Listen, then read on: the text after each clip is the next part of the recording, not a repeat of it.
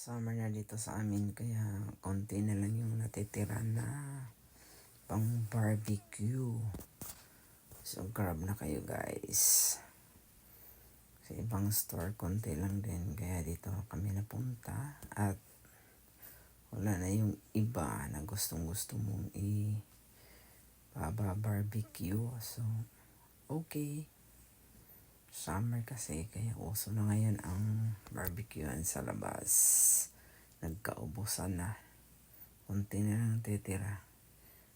Back ribs na lang, baby ribs ang natitira. At saka yung pork ribs.